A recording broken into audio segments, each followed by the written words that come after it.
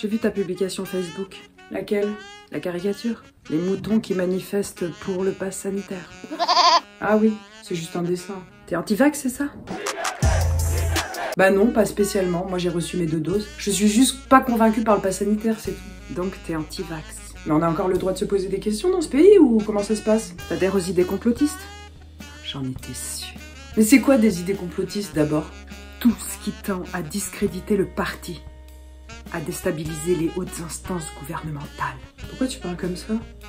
Tu trouves que je joue mal? T'en fais un peu des caisses, ouais. Je te rappelle que si on se fait pas tous vacciner, on va tous crever. T'en as conscience de ça? T'en as conscience? Bon, on va peut-être pas tous crever, mais on va tous être reconfinés. Entre tous crever et être confinés, c'est pas pareil. T'as pensé à l'avenir du pays?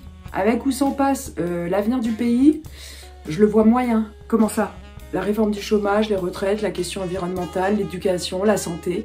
Tu trouves que Macron mène des politiques soucieuses du bien-être des Français?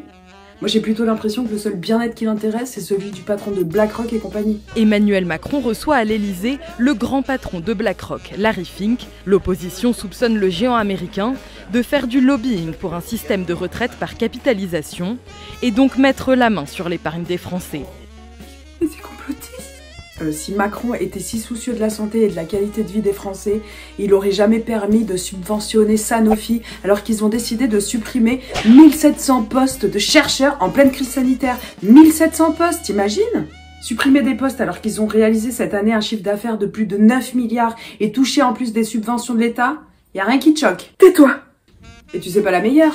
Serge Weinberg, l'ancien patron de Sanofi, il a reçu la Légion d'honneur alors qu'il est impliqué dans le scandale de la Dépakine, un médicament responsable de 50 000 décès et enfants handicapés. Ça te choque pas? Si, j'avoue, c'est pas cool. C'est grâce à lui que Macron est rentré à la banque Rothschild au début de sa carrière et qu'il est devenu millionnaire. Ce mec devrait être en tôle.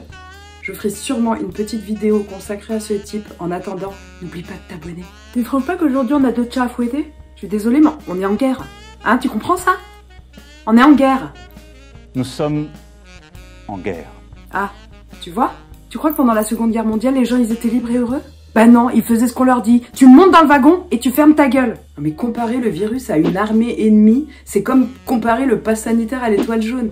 Donc moi perso, je trouve ça indécent. À ton avis, pourquoi certains vaccins ne sont pas reconnus par l'Union européenne? Bah, comme le vaccin russe, chinois ou cubain.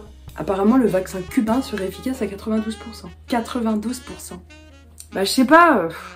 C'est des vaccins communistes. C'est ça que tu veux, qu'on vive dans un monde anticapitaliste? Redistribution des richesses, mes couilles. Ah, donc tu vois. Quoi?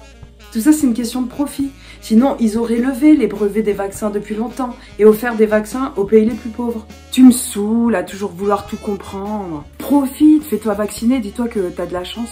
Avec le pass sanitaire, on va se faire des restos. On va pouvoir bronzer en terrasse tranquille. C'est trop cool.